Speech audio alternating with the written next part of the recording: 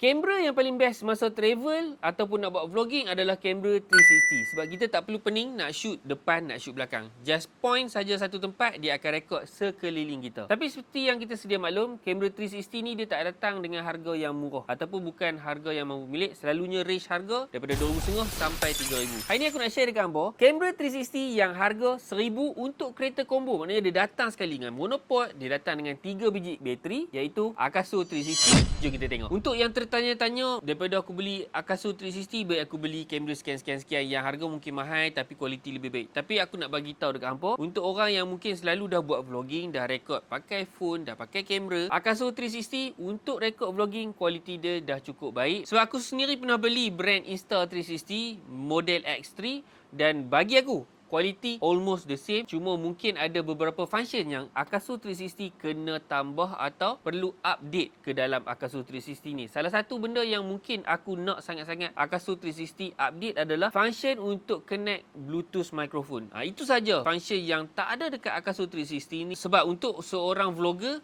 audio adalah sangat penting. Tapi Akaso 360 ni dia datang dengan dua built-in microphone dan kualiti dah cukup baik. Dan satu lagi aku just nak ingatkan kepada hangpa, kualiti Akaso 360 memang akan kurang pada situation yang tanpa cahaya. Tapi kalau vlogging hangpa ni banyak digunakan pada waktu siang ataupun di outdoor, kualiti daripada Akaso 360 ni bagi aku dah cukup baik. So guys, kalau hangpa berminat, hangpa boleh tengok beg kuning dekat bawah. Bagi aku harga sangat berbalik untuk dimiliki untuk orang yang pertama kali nak guna kamera 360. Sampai situ saja hari ni guys. Ciao.